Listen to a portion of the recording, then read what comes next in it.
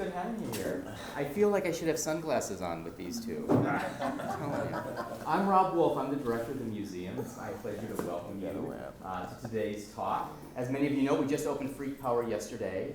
Very excited about that. That'll be with us all summer through September 25th, and we're thrilled to have some very special guests with us who drove all the way in from Aspen and have great stories about their road trip as well. But they're going to be talking to us about a lot of things. But I got to do a proper introduction because these gentlemen, hi, welcome.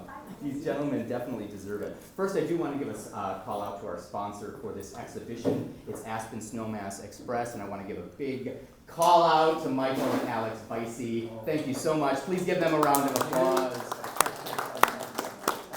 Michael, Alex, we appreciate your support, and I know there's some members here today too, so thank you for your generosity. Yes, membership. Yes, proud member right there. All right, today's speakers, Daniel Joseph Watkins. I have my notes here. I didn't memorize it, guys, so forgive me. DJ Watkins is a writer, producer, and director based in Aspen, Colorado. His first book, Thomas W. Benton, Artist Activist, won the Colorado Book Award, and his second book, Freak Power, Hunter S. Thompson's Campaign for Sheriff, served as the inspiration for the documentary film Freak Power, The Ballot or the Bomb. Watkins currently serves as director of the Fat City Gallery in Aspen, where he has curated over 50 shows. The gentleman next to him is the legendary Bob Braudis, who was born and raised, that's Bob, in Massachusetts, educated in New York. He moved to Aspen, Colorado with his wife and two daughters over 50 years ago, where he served as the elected sheriff of Pitkin County from 1987 to 2011. So 25 years as the sheriff, so he has some stories. During his run, he became very good friends with Hunter S. Thompson. Please join me in welcoming DJ and Bob. Thanks for being here. I want to thank Rob, Marla, the whole team from MAH for putting on Freak Power. It's an incredible exhibition. It'll be up all summer long, so hope you all can tell your friends and spread the word. And want to thank my friend Bob for coming here with me. I'm going to start by just telling a quick story about how all this came to be and how kind of the collection came together and the books and our relationship. And then I'll hand it over to Bob. And we want it to be very informal, so you know, feel free to interrupt us with any questions. We're pretty easygoing. Basically, all this started 12 years ago when I came to the Valley to find artwork by Tom Benton. And that process started with a fate encounter at the Woody Creek Tavern. I met Tom Benton's widow, Marcy Benton, and then in short order met George Stranahan, who was a wily character who was the heir to the Champion spark plug fortune. He just passed away, but through that encounter with him, he wanted to catalog Tom Benton's posters. He was a sort of backer to Hunter Thompson and to Tom Benton and various outlaws and radicals in Woody Creek, Colorado. He used his fortune to allow riders, beatniks, weirdos, freaks to live in Woody Creek in Lanedo, Colorado. He created his own kind of community around him through his generosity. And Hunter Thompson was one of those people. He sold Hunter his house. He let Tom Benton work in his barn. He and I started a process to find all of Tom Benton's posters. I was a printmaker, young kid, wanted to learn more about the history. And through that interaction, I started meeting all the locals in town who knew Tom Benton, knew Hunter. One of them wasn't very impressed with a new young kid asking questions and wanting to learn about Tom Benton, and this gentleman, his name's Michael Cleverly, who's a good friend now. He threatened to kill me and said that I was barking up the wrong tree and that I was an interloper. And I took this threat seriously and went to the sheriff's department to make a complaint just saying, hey, I don't want you to do anything. I just want it to be on the record that this guy did threaten to kill me. If I do end up dead, this guy is probably the guy who did it. And through that interaction, I got to meet Bob. Bob was best friends with Hunter for years and Tom Benton. And he asked me, what are you doing? And I said, well, I'm cataloging Tom Benton's art for George Stranahan. We want to make a book. And through that, we became friends. The project to catalog Tom Benton's art was kind of like a wild adventure through the outlaws and radicals of Aspen, because Tom Benton lived a hard, fast life. At the end of his life, he was destitute. I learned how to photograph his prints. George Stranahan would say, go talk to this neighbor, go talk to this person, find out if they have any art. And here's a list of the 10 biggest cocaine dealers in the valley. And they have all the art because Tom Benton would trade a poster for a bag here and there. And so I would knock on these strangers' doors and say, hey, I'm looking for Tom Benton prints. And I work for George Stranahan. Do you have any of these posters? And people would say, actually, come on in. I've got 30 of them up on the walls. And Tom was sort of universally loved. And so this was kind of a backstage pass into the valley. I got to meet all the most interesting people, all the most radical, wild, intellectual, revolutionary weirdos. And that led to finding all this information about Hunter's campaign for sheriff. And that was my second book. Bob and I wrote that book together over many long days, spending time. Bob wrote the foreword and the afterword. And one of Hunter's greatest legacies of that campaign was the fact that Bob and his mentor, Dick Keenest, were sheriff for, they carried on a lot of Hunter's ideas in terms of community-based, compassionate law enforcement. There were lots of other legacies about Hunter's campaign that we can get into, but I wanted to kind of lay out that kind of history so that you know how we met and kind of how it all started. Are you done? Yeah. I'll give you a little bit of what I know most about, not me. I grew up in Boston, Mass. Lived in South Boston, which was an all-white Irish ghetto. It was working class, political, and racist. Across the street, there was a Congresswoman, Louise Day Hicks, total racist, segregationist. On the other hand, next door was John McCormick, the Speaker of the U.S. House of Representatives. So as a kid, surrounded with political shit, my parents talked politics a lot. They worshiped the Kennedy family, Irish Catholics from Boston, and I was a good student at a Jesuit prep school when my dad got transferred by his corporate employer to Buffalo, New York. So as a sophomore, middle of the year, I got uprooted and moved to Buffalo, where he had bought a house in a sort of upper middle class neighborhood. So my destiny was either prison or law school or a government job in Boston. I was a member of a gang. Whitey Bulger, a stone-blooded killer, was our hero.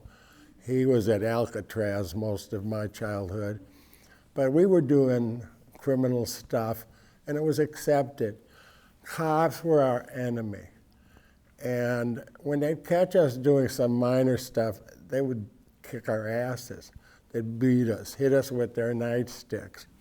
In return, we would knock their motorcycles over, fuck up their cars, and run. And the chase was what we were looking for. Well, how does that lead to me becoming a cop?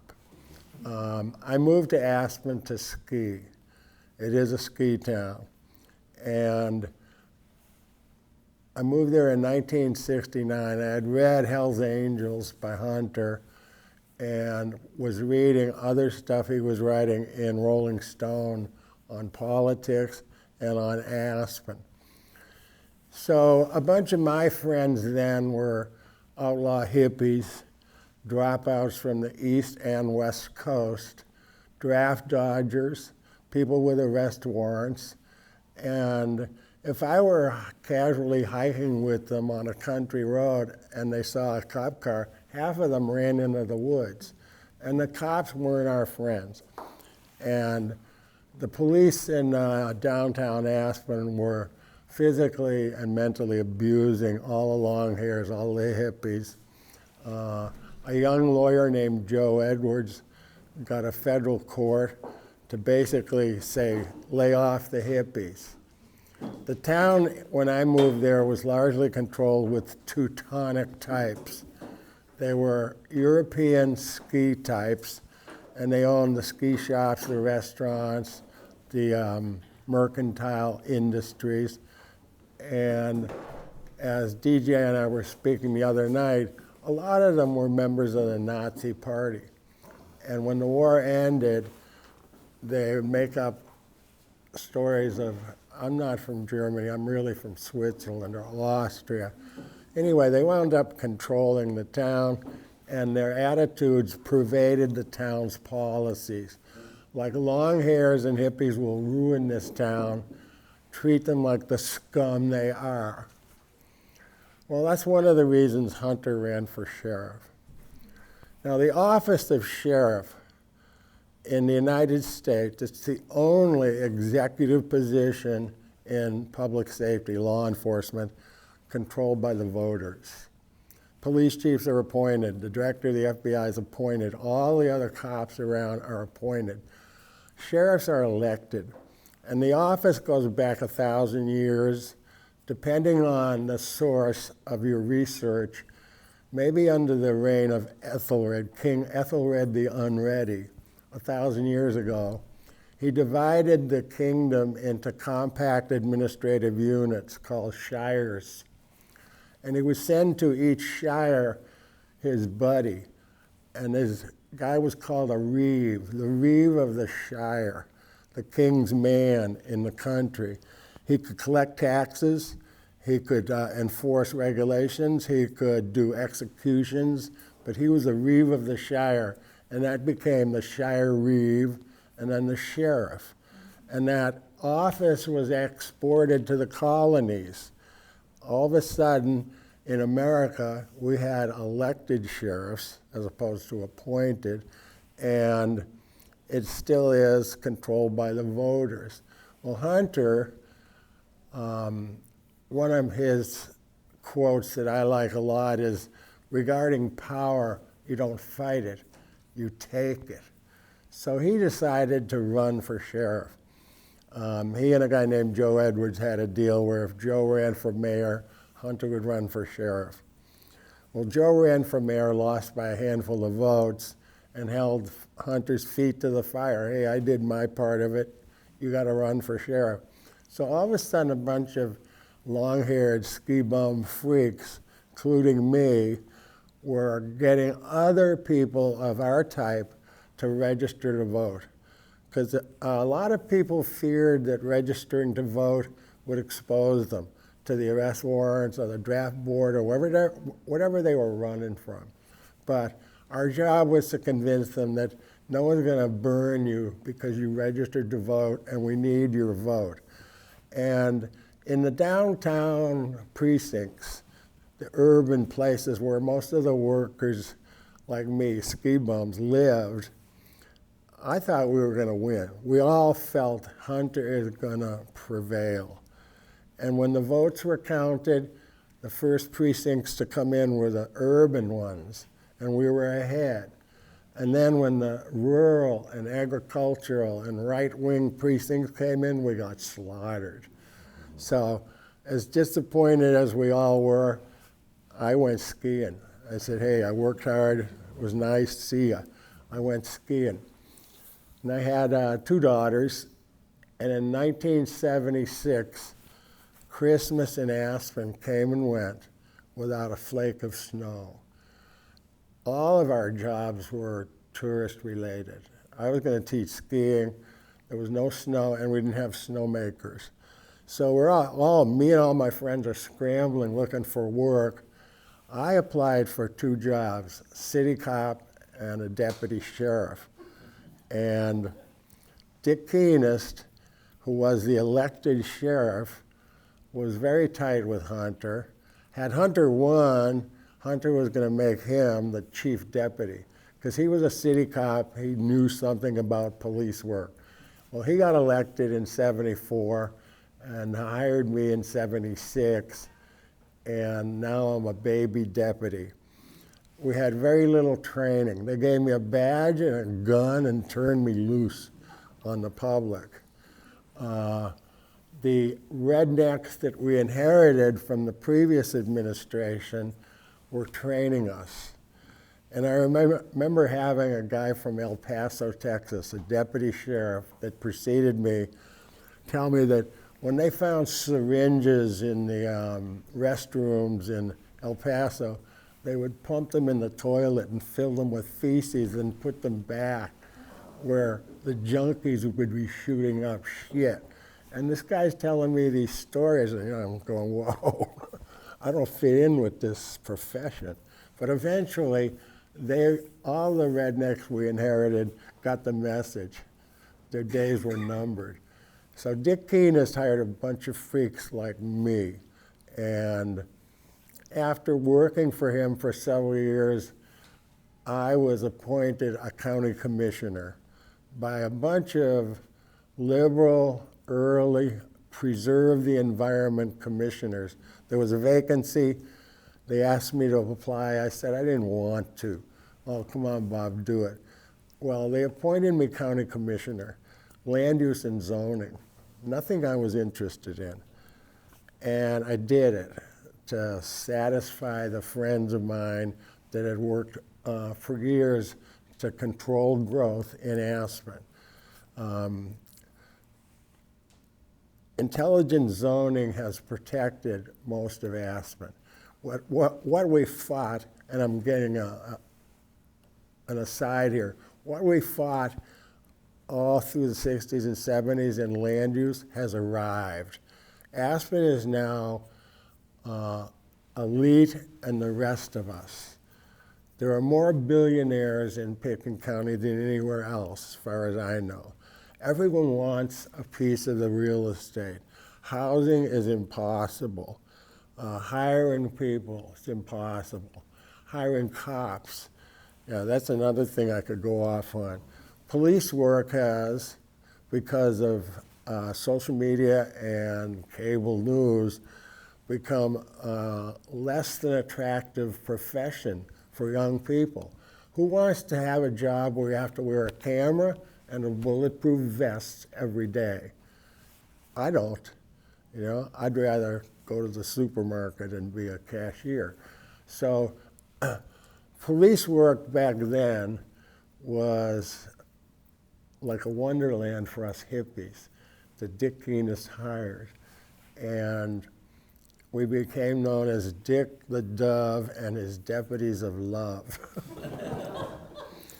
And we took it as a positive term.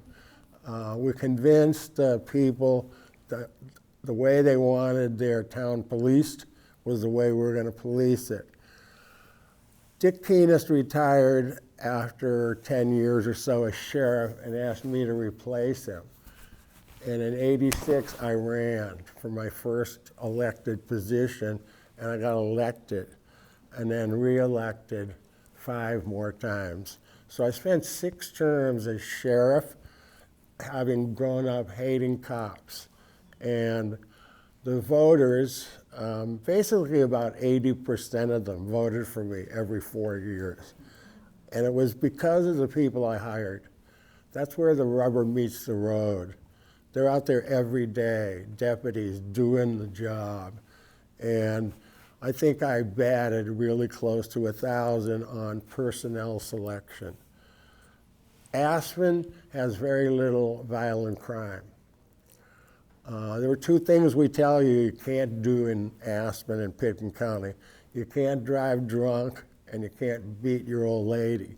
Domestic violence and drunk driving are the biggest sources of injury and pain.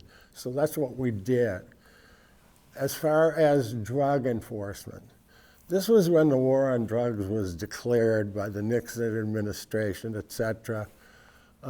We knew the day we declared war on drugs, we had lost. So we lowered drug enforcement to like the lowest priority. No, I got to go get a cat out of a tree. I can't bust you for smoking a joint. We put drug enforcement where we felt it belonged and where Hunter felt it belonged.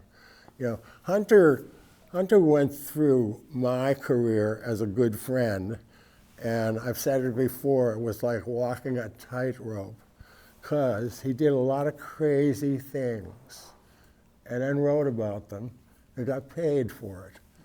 And when I confront him, he goes, hey, I don't do these things unless I can write about them and get paid for them. Well, I understand, but I got to investigate them. And I've been accused of favoritism. You know, keep it on your side of the line, Hunter. And he did his best. Traveling with him was a nightmare, because when you're out of town, you're nobody. In Aspen, I'm the sheriff. People know me. In Louisville, he's driving on the sidewalk at 4 in the morning with a car full of co-eds. And I said, what are you going to tell the cops? You're hopelessly lost? You know, he was under the influence of everything. So anyway, freak power. Hunter used that because his opponent called us and him freaks. So he shaved his head and started calling his opponent a long-haired freak.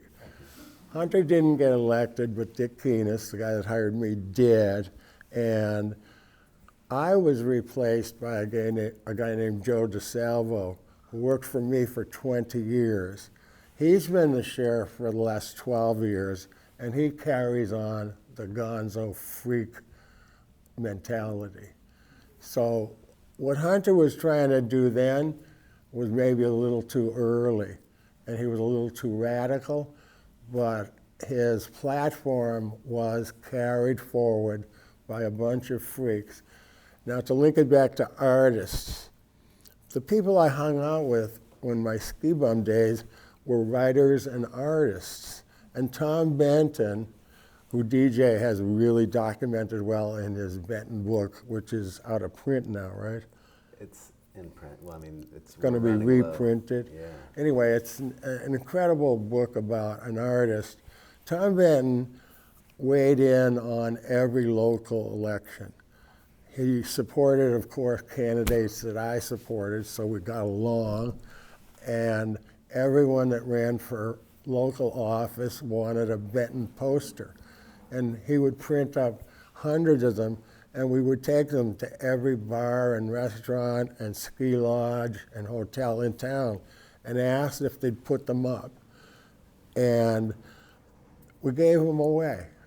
Some people rolled them up and threw them in the wastebasket. Benton posters were a dime a dozen. And Tom Benton, who was a good friend, was starving as an artist. And his wife came to me when I was sheriff and said, hey, he's not making it. He needs a job. Would you hire him as a deputy? And I said, yeah. So about 3 months later, she came in and gave me the stink eye and said, what's going on? I said, he has to come in and fill out an application. As an artist, he had never filled out a job application in his life. And now in his 60s, he had to fill out an application. Anyway, I hired him as a jailer, and I surveyed all the inmates as they left, a little exit survey. And Tom Benton was always voted the most humane and popular jailer on my staff. He was a great artist, a great activist, and had a great heart. Say something about Benton. Yeah, so there's a lot of stories about Benton working for Bob, and Bob really saved kind of the end of Tom's life by giving him a job, and George Stranahan gave Benton a studio at the end of his life. And when I showed up on the scene in around 2010, I was kind of tasked with cleaning up Benton's studio. So as I'm going through there, I'm finding pornography, guns, kind of detritus. And the last poster Benton made was Bob's The Sheriff You Know. It's kind of a takeoff of Hunter's sheriff symbol. And Benton struggled at the end of his life, and Bob was there for him and really took care of him, and same with George. And we were talking on this trip now, you can't find a Benton poster. They sell for $10,000. And we were talking about how unfair it was that Benton kind of passed away, not having this knowledge of how his career and legacy had been kind of honored, and how he probably would roll over in his grave thinking about his posters selling for $10,000. So, you know, my experience dealing with Benton and then learning about Hunter and then being friends with Bob, you know, you get to see a couple things. One was how far ahead of time these guys were. Bob just mentioned this briefly. Hunter's platform, and I encourage you all to spend some time in the exhibit upstairs. You know, Hunter was rallying passionately about the environment in 1970. Very few people were passionate about the environment then. He had a plan for a task force to look into environmental crimes.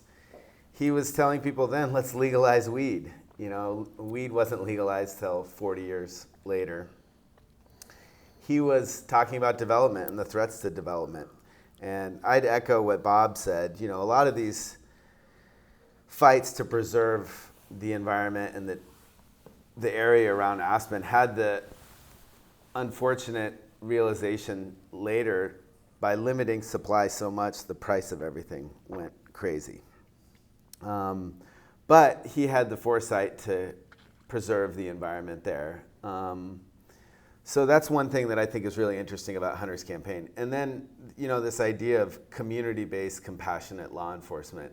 I think that nationwide we could learn a lot from this approach to law enforcement that, yeah, of course, if you're going to be violent, if you're going to be a problem, you're going to get a visit from the sheriff. But, you know, problems that happen in the privacy of your home where there's not a victim, for instance, drug use, you know, it's not necessarily a high priority. And I think that one thing I'll mention is that Bob and his mentor, Dick Keenest, were really fearless in standing up for these ideals. And, you know, the FBI was after Bob, the DEA was after Bob. They thought that these guys were in with the drug dealers when they weren't. And I think that was kind of a courageous stand. And I think today, even now, 40 years later, we're still kind of trying to transition away from this sort of heavy-handed enforcement and realizing that there's a lot more to it. This might be a psychological issue. It might be a mental health issue, an addiction issue. Let's get these people treatment instead of throwing them in prison. Law enforcement in this country has improved, but is still horribly militaristic. Dick Keenest, because he was anti-military, and everyone that I hung with in the 60s and 70s was anti-war in Vietnam. Our friends were coming back in body bags.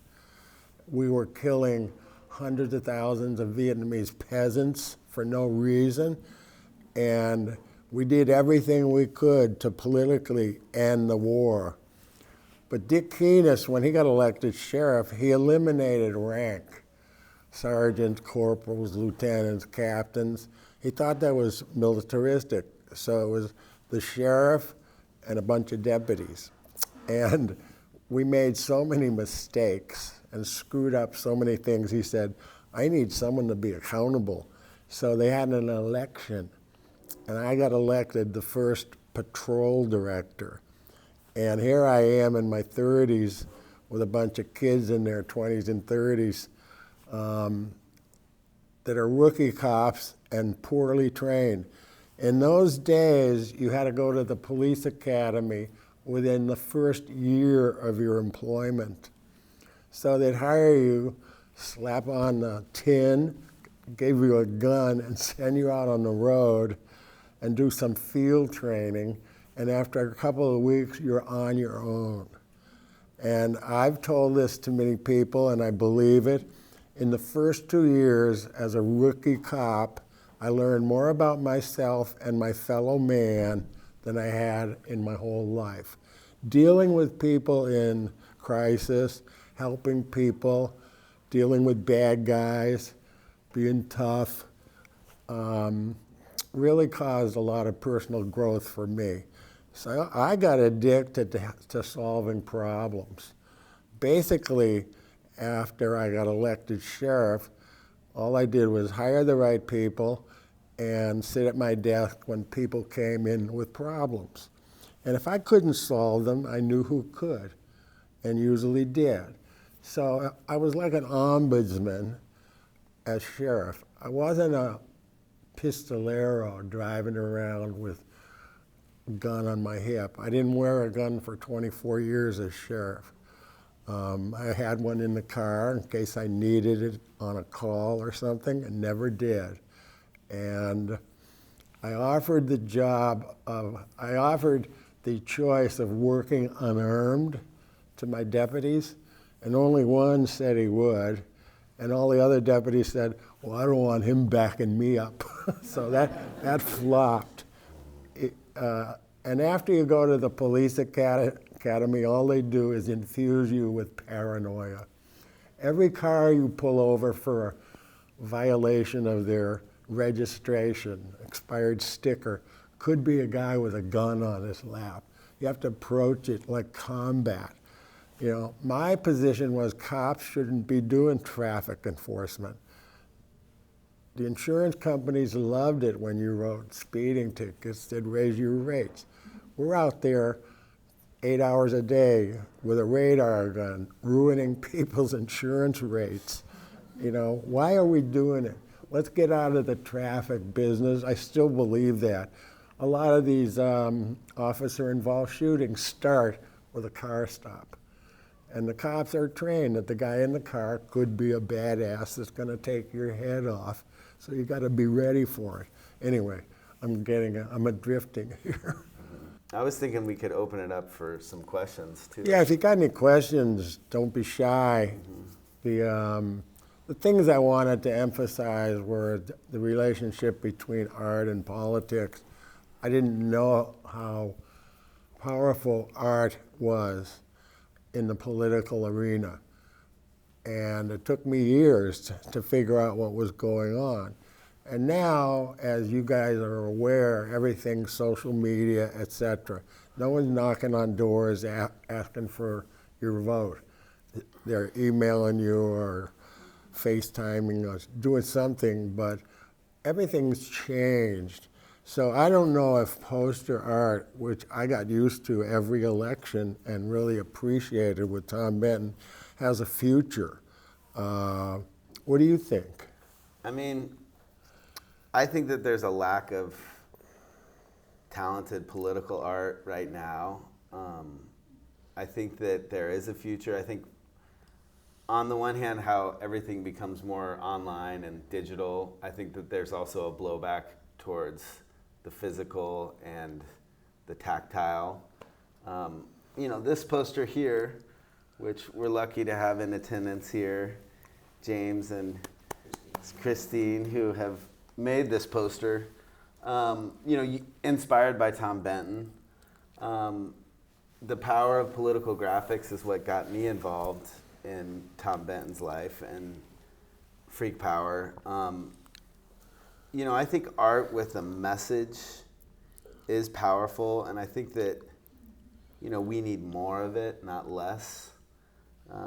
I do agree that sometimes, you know, everything appears digital, but when you see something handmade, handcrafted, it makes you want to know more. That's why, you know, we put this together. But I think that, you know, there's great artists like Shepard Fairey out there and street artists, but I think, you know, we need more of it, and I think you'll see more of it.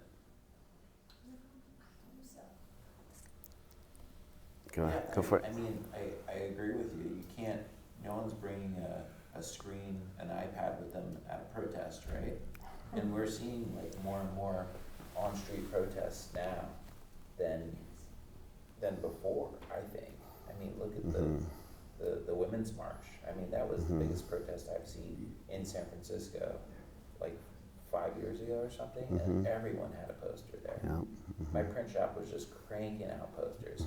Black Lives Matter, we were cranking out posters. Yeah. Like, fuck the curfew. We were making them. You know, people were taking them out the door. Yeah. So political art is real, and it's happening. It's important. You know, and we see it more. I think it might be even more effective than getting a text message, like a spam text message from a senator or something like that. Yeah, we live in a bubble in Aspen. Yeah. I mean, really, we don't have any problems other than housing is ridiculously expensive. Our workforce commutes 40, 50, 60 miles each way, twice a day.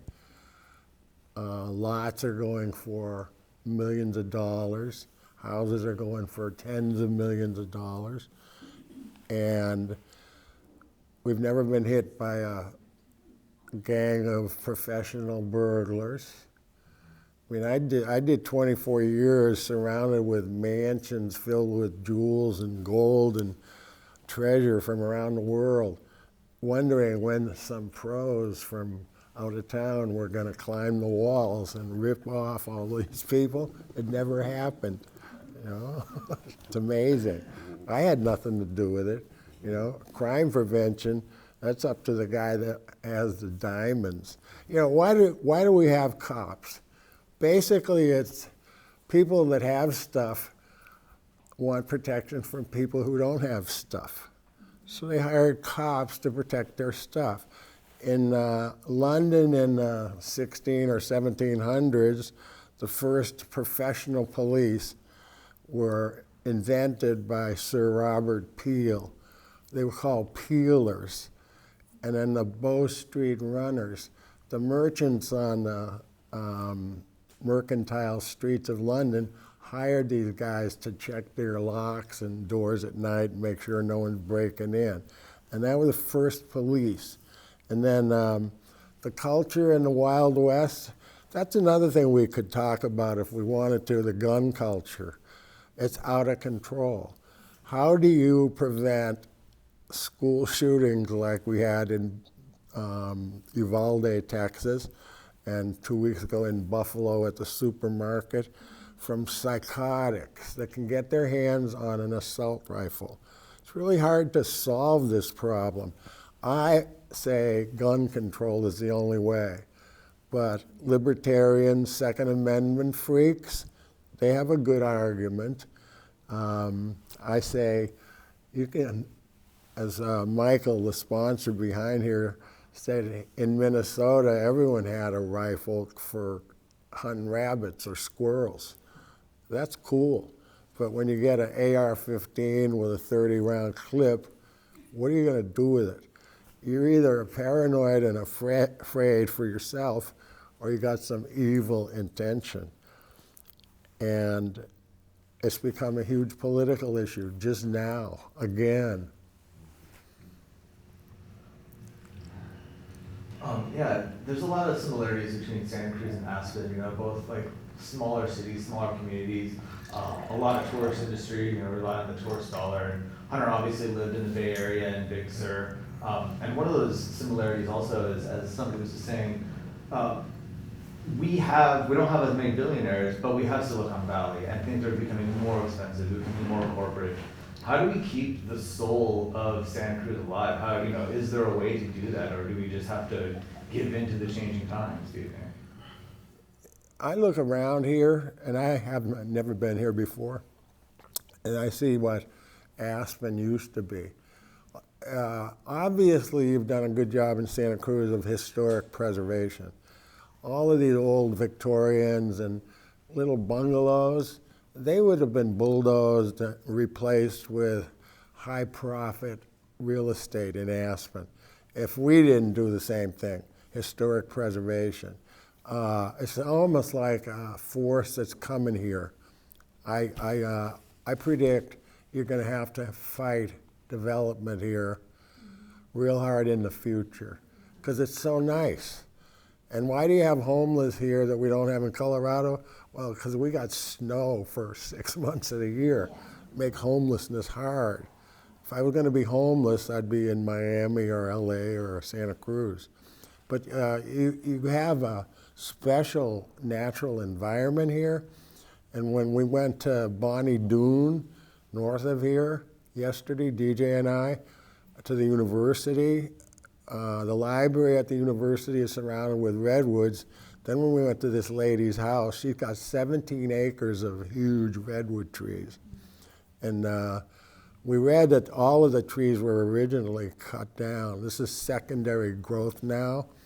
And then today, DJ was checking the retail value of a tree, a redwood tree. How much do you think a redwood tree is worth now? 10 grand. More than 10 grand. In lumber. And there was a story about a state park, like Avenue of the Guardians. There's a state park somewhere up north near Eureka where there are all these redwoods, and there's a little bungalow was for sale with a tiny little cabin, and what people didn't think it was worth much. And these two entrepreneurs bought the house that had 3 acres.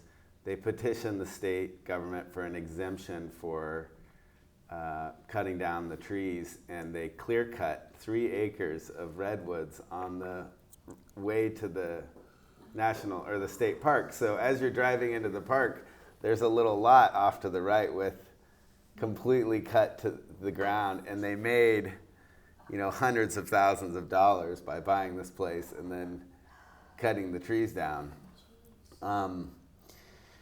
Hunter and Joe Edwards and Dwight Shellman, they were really prescient about kind of the threats to the, that development has on Aspen. And what they did was they had a scheme where if you had 100 acres at the time, you could build 100 houses. You just needed 1 acre per house. So there was a threat at the time that all these bucolic valleys around Aspen could be carved up and 1 house on each acre. And they changed that to be 35 acres per house. And that made a lot of people really upset because they lost the development value of their property. There were death threats. People wanted to kill the county commissioners. Hunter and them came up with this idea, and the idea was to save the valley and save the beauty of the natural landscape. Now, I don't think that they realized at the time how much that would affect the price. And there were adverse consequences of that. Now Aspen has become a land of billionaires. So I think that there's always going to be benefits and consequences of what you do. The fact that these people could clear cut these redwoods is egregious and horrible for some slight profit. So I think, environmental protections, limits on development. I think that the homelessness is a huge problem here that we were all kind of shocked with. We walked over the bridge pretty close by here and saw the tent city living underneath it, and realizing it's a mental health issue. There's housing is expensive. How do you treat these people? How do you house these people? I think that's a huge issue, and it is for California. But when you ask about how can you fight these larger issues, I think that Hunter and his cronies showed that registering to vote, getting your friends involved, getting your friends network together, getting you involved in local politics where you say, hey, I care about my community, we're going to vote. That's what upset the system in Aspen. Hunter got 865 hippies to register to vote. That totally altered the voting bloc landscape. Then all of a sudden they could lobby the leaders to change their policies so that they would get these people's votes. So I think that's the main thing. Another thing is getting people that are inspiring your friends that are leaders among your peer group, inspire them and ask them to run for office. Maybe you could run for office and use Hunter as a role model, and the fact that he was an outlaw, but he ran for sheriff. Maybe in Aspen we have a one named mayor, a guy named Torrey, who's a cool local friend of ours who had some balls and ran for mayor, and he ran 5 times before he won. But I think that that's a great lesson, is that if Hunter could run for sheriff, you can run for city commission or county commission or mayor or whatever, to make sure that your beliefs and your constituents and your friends' ideas are carried into action. I think Santa Cruz has done real well thus far. There are no real high rises. Maybe that's earthquake prevent. I don't know if you can build high rises on the fault, but you look around and no skyscrapers, and the preservation, as I mentioned before, is obvious. And I haven't been too far north, but local people told us that the techies from the South Bay or whatever are moving this way, and they're buying up stuff. And then this question D, local political question, has to do with the trail or the rail. The other night, everyone had an opinion on that, and that's good. That's good. We fought a development in Aspen 2 years ago, and we lost by 26 votes. The approval of this issue allows someone to build a hotel way up on the mountain, where there are no hotels, no homes, no nothing. This will be the highest structure on Aspen Mountain. And there was a massive campaign to buy voters, and there was a campaign from both sides. Hey, vote yes on the hotel, vote no on the hotel. A lot of people got charmed into saying yes for the hotel. The ski company sold this 1 acre piece of land, it's actually less than 1 acre, to developers for $10 million.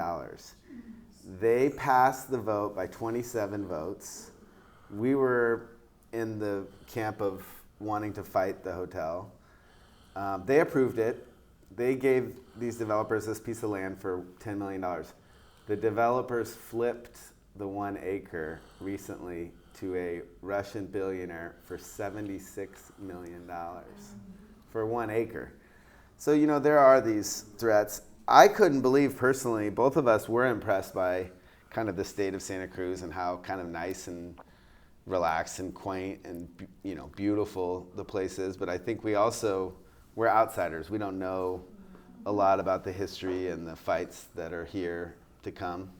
Right now, the city expansion plan has designs for 20-story buildings south of Laurel. So it's there, so you couldn't be more timely. For housing? Is that the Come back housing? next month, things may look different. That's not the- Yeah, That's not for housing.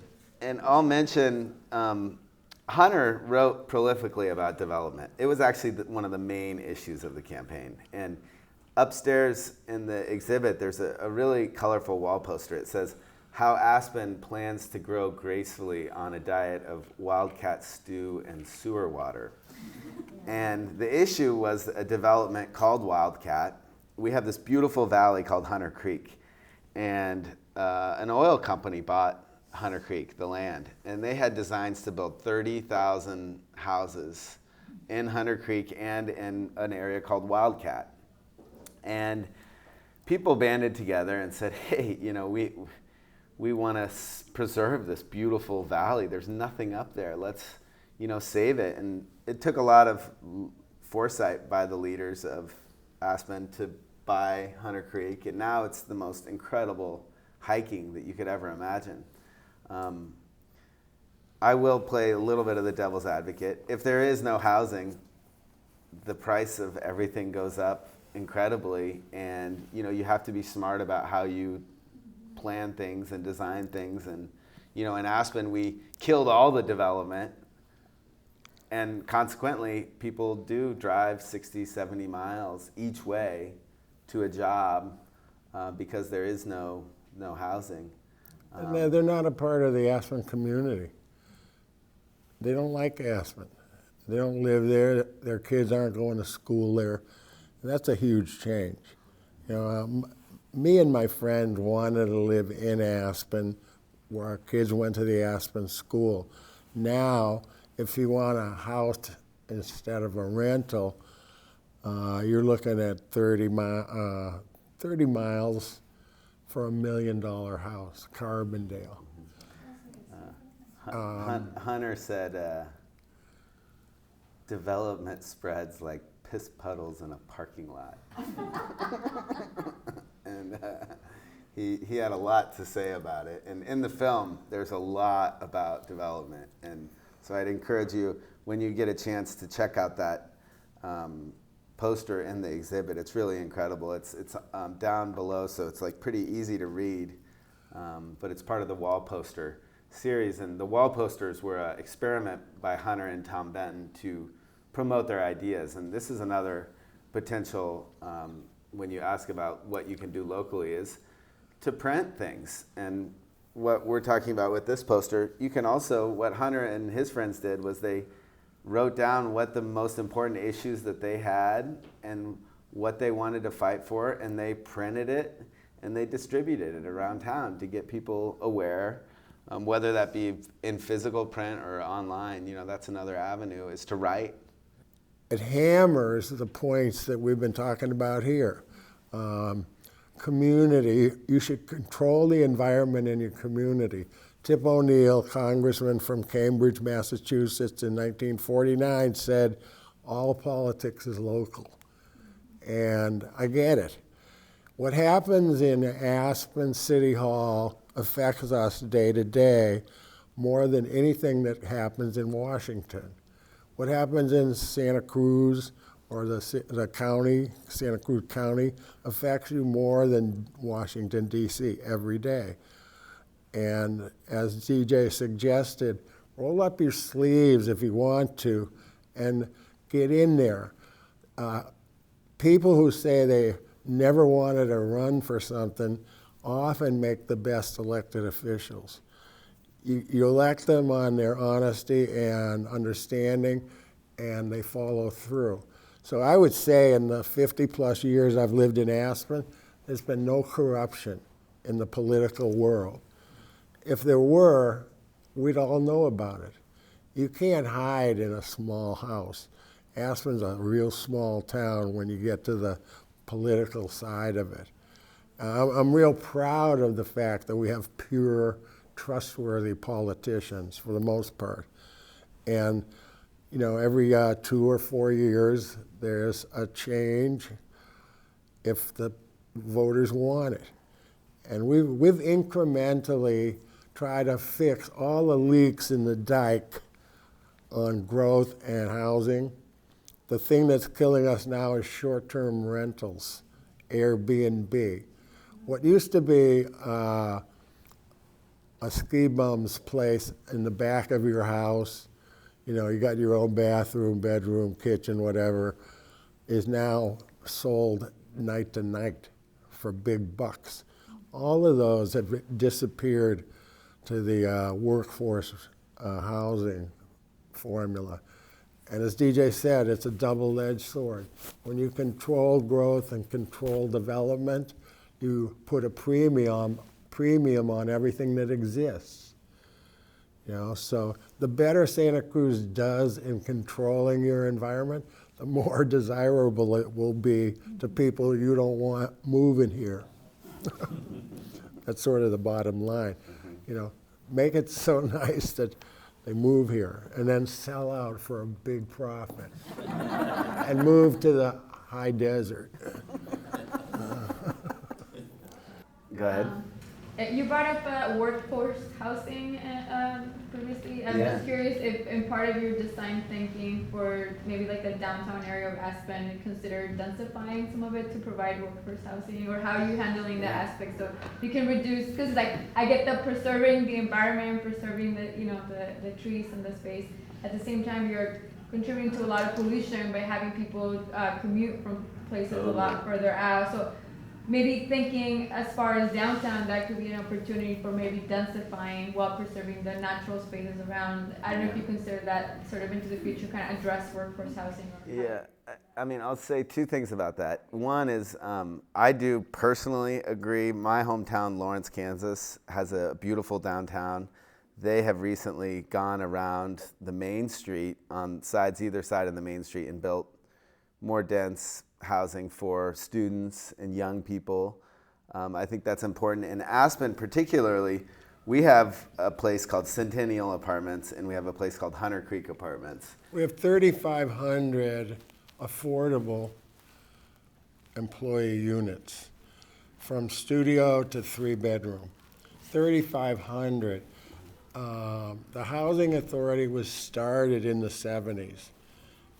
And without those 3,500 units with maybe 7,000 pillows, nobody could open a business in the morning. You know, add to that the other 10,000 people who commute. And every time there's a affordable unit available, there are hundreds of people applying for it. And if you don't win the lottery, you're living 40, 50 miles away. There are plenty of jobs, salaries are coming up, but housing is still out of the reach.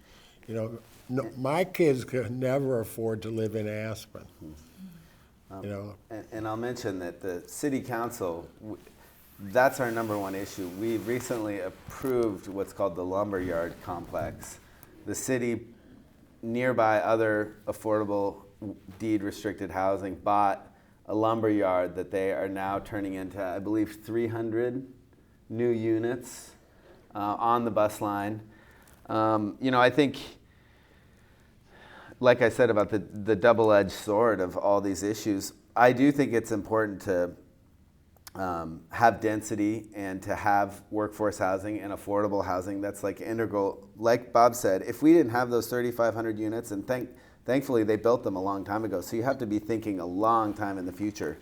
But I think you also have to think about sight lines and view planes and, you know, a huge tower in the middle of downtown Santa Cruz, I don't know about, but I think something that's, you know, denser and has deed restriction, that's like super important and should probably be one of the highest priorities. I mean, we were talking about the homelessness issue the other day, and we said, man, even if you built a hotel or a massive thing for all these homeless people, a lot of them don't want to live in a place. They'd rather live on the street, and that's a huge issue too. But, you know, employee housing, if my friends in Aspen didn't have access to deed restricted housing and affordable housing, we would be in a lot worse situation than we are. So I think it's important that people embrace those ideas in whatever format.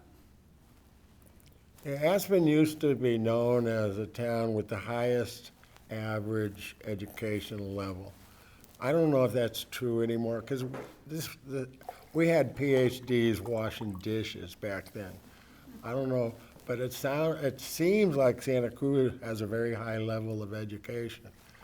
I think America has been dumbed down mainly by social media. Throw in a whole bunch of other things. That's why we elect some really dumb people who do really dumb things. And COVID put a hole in my grandchildren's education. They didn't do well on their MAH at home for a year. You know, some kids did, but my grandkids didn't like it. So the dumbing down, that's another thing. Educate the population as to the position you're taking on issues. If your police department is doing a good job here, let the chief and city council know. If they're being assholes and abusing certain classes of people, let the chief or city council know. I don't know what's going on in Santa Cruz, but in Aspen, every day, anything that happens makes the front page, because nothing really happens. And I'll riff on that. You know, when Hunter was putting together his platform, he said, let's talk about the issues, the environment. Here's a 3-page thing that I've written about protecting the environment. I would love to hear your feedback. The way law enforcement is put together, here's my plan for how law enforcement complaint will work its way through the system. Here's my position on development. It's this manifesto. Here's my, he would go through and very clearly espouse his platform. And, in the exhibit upstairs, you can find his various manifestos on the drug problem, on development, on these issues. And so I think that's a really important thing. It was transparent. This is what I'm running on. This is what I believe in. And at the beginning, people would say, oh my God, this guy's crazy. Look at him. And he would say, yeah, but he would say there's common sense in the apparent madness of my campaign. And if you read my manifestos here, and once people did, and once people heard him articulate his positions, they said, it doesn't sound so crazy, and maybe he does know what's right for us. Yeah, Hunter was, known to be this like crazy character, right? That's one of the things that he hated later on in his life, becoming this cartoon character. But he was a deeply serious person, and so as a friend, I guess what kind of like attracted his friends to him? Like, did they take him very seriously, or was it like, oh, he's just crazy and fun, and like that's why we're hanging out? I was asked maybe 1,000 times in the last 30 years to define gonzo journalism. My definition is it's 90% fact and 10% imagination. When Hunter wrote stories, it couldn't be true, but 90% of it was damn true and thought about. Before the internet, Hunter had the unabridged edition of the English language dictionary from the Oxford Library or whatever. Thing weighed 100 pounds. He wrote or typed all of his manuscripts himself and researched them and edited them and re-edited them so that when it was ready to go, especially early in his career, it was damn good journalism with that gonzo component that he threw in there based on his own weirdness. I accepted him as a friend. He lived in Woody Creek, which is a rural section of Pitkin County. I married a woman who was a rancher, so the rural attraction that he had to Woody Creek, I also had. We talked about land use a lot. If he got too far out of line, I knew that he was afraid of me. And that was a really good thing to have going on. Because he did some things that were pretty nasty. And I had to stop them. And I threatened him. And he quivered.